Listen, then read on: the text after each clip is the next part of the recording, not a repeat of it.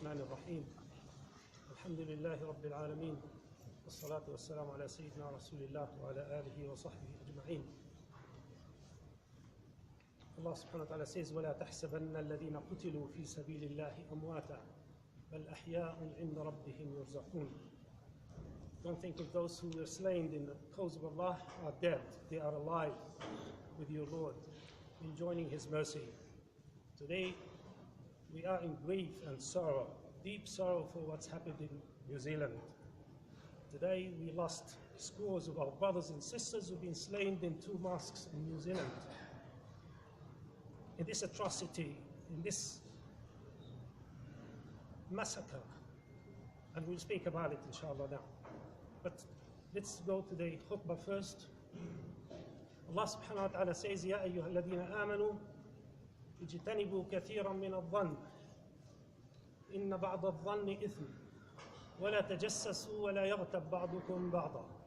O you who believe, avoid a lot of suspicion, because much of it is a sin. And don't spy on one another. Spying and suspicion is not a good thing, and it's not going to yield good results, especially for homes and families. Relationships at homes and families are based on trust and in openness, not on suspicion and spying, neither for the husband and wife nor the kids. This relationship is very sacred and important, and it should be based on openness and on trust, full trust, on love and intimacy. So there should be no room for suspicion and spying. We should be very open with one another. We should show respect and love to one another, and we should exchange that. And that's the basis of successful families and stable families. Not suspicion nor spying. Back to our today's topic. The massacres that took place in New Zealand of a terrorist or group of terrorists attacking Muslims in 2 masjids and slaying over 40 people and injuring scores of them. This is a result of the inciting of hatred that's been the norm in the West for the past decade or so. Accusing Islam of terrorism is blatant false accusation. Islam came with peace. By virtue of its name, it's the religion of peace, and it's a complete surrender to Allah subhanahu wa ta'ala. But this is not new incident. And I want to share with you a few of them, not to provoke hatred with you, just to remind you, and also to remind me, myself, and you, what was the reaction of Muslims in such cases.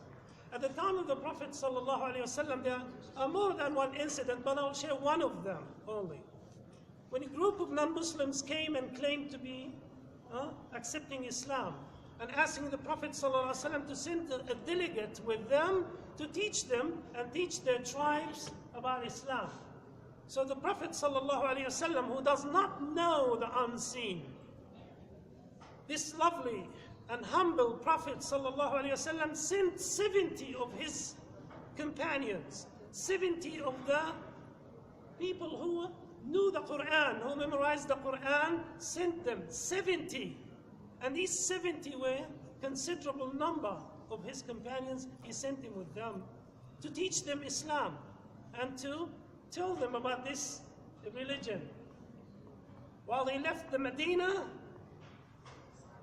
they revolted against these 70 and killed them all. They slain all these 70 for no reason, for no crime whatsoever. And the Prophet ﷺ was very sad. He was making dua against these people who committed this treason and who killed his companions for 2 months. Another incident at the time of Salahuddin, a few hundred years later, when Salahuddin, the Amir, the Khalifa, the Sultan, There was an incident similar to that. When a Crusades prince, his name is Arnaud, as you know, this name, he deliberately attacked a convoy of pilgrim Muslims, of Muslim pilgrimage, convoy to Mecca. He attacked them, and he killed them, and he slain them all. And he was proud of that. And he went around announcing his crime. Salah ad-Din was very angry. And you know what Salah ad-Din has done? Salah ad-Din shows so much of mercy towards these crusades and their civilians. But these people never respected or reciprocated that. So Salah ad-Din made an oath to capture that guy and slain him himself. And he did that. Allah subhanahu wa ta'ala helped him to capture this guy. And you know the story. When he was brought to Salah ad-Din, and Salah ad-Din insisted to kill him with his own hand. And Salah ad-Din did do that, alhamdulillah. But they never got to listen. These people who are full of spite against Islam and Muslims, unfortunately. It's the same thing happened 20 years ago. Unfortunately, one of the perpetrators of today is also, unfortunately, is Australian, from my country.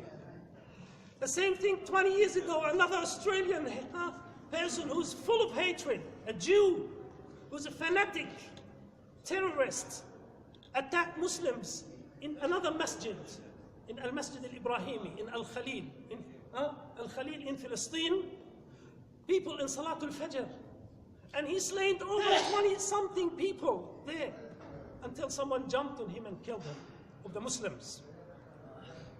And today, they slain over 40 people, merciless. Islam is not promoting hatred. Islam is not asking us to go back and retaliate from these people. We are not calling that Christian terrorism. No, it's not. It's not Jewish terrorism. I know the Zionists are terrorists. I know fanatic Christians are terrorists, but not Christians, not Jews, not Muslims. Muslims will never retaliate like that. Muslims will retaliate from the people who incite hatred, from the real criminals. And we support the government of New Zealand and all the governments to capture the criminals and take them to trial. But we need to say something about that. Muslims are not an easy target, and they should never be. And we should not allow anyone to attack us. And we are ready to defend our deen. And we will not leave New Zealand or Australia or any place. And we will stay there. And we'll continue. The mosques will continue delivering their message of peace and love there because they need it. Because it's our responsibility, and we'll not give it up. We will not give up this responsibility. We'll go back, and we will convey the message of Islam to the same people who wanted to kill us one day, and who did kill us and slain our brothers and sisters. If you have seen these scenes today, it's very painful. This guy one of them had 2 trips to the masjid to kill and to finish all the victims again and again and again. And the sister who was calling for help, he came back and finished her twice. This is too painful for us. Muslims are full of pride, but not full of hatred. We are proud of being Muslims. We are proud of carrying this message to the world, to the whole universe, and we will continue like that. And we will respond just like the Prophet ﷺ did. He only captured the criminals. You know, even when they tried to assassinate him, the Jews, in Khaybar. In Khaybar, after they signed the treaty with the Prophet, they tried to kill him. After they signed the treaty of peace, when he discovered that, he didn't kill them all. He didn't kill anyone. He didn't torture them. He didn't burn them. He waited and waited and see what will happen to those who ate that sheep. And when one of them died, the Prophet ﷺ ordered the only one lady who prepared the food and put the poison to be killed. That's all. And no one else was hurt. Even those who acknowledged the crime. No. saying, this is our position. We'll persevere this pain. We will be patient this time and every time. And we want to show the reality of our deen. Our deen is the deen of Islam. It's a gift to this fanatic before it's the gift for anyone else. It's for them to save them. The Prophet ﷺ was sent, as he said, number one to the people of the book. He was sent to them number one first, before anyone else. They are the immediate target of Islam. Target in guidance. Not target like that guy was doing and sniping. Even in the streets, he was looking for any sister and scarf and killing her. No, they are targets of our deen, our guidance, of the mercy of Islam. And we'll continue like that. But we will not allow anyone to attack us. And we'll defend ourselves if we can. And we will ask the governments to make sure they will capture these and they will put them in trial. May Allah subhanahu wa ta'ala protect all the Muslims in New Zealand and Australia and in the West and East and everywhere. And we ask Allah subhanahu wa ta'ala to guide the Muslim leadership to act as well properly and not to incite hatred against Muslims like some of the Muslims have done, unfortunately. We ask Allah subhanahu wa ta'ala to guide us all to the straight path and make peace prevail in New Zealand and everywhere else. Ameen ya Rabbal Alameen. Wa sallallahu wa barik ala Sayyidina Muhammad wa ala alihi wa sahbihi.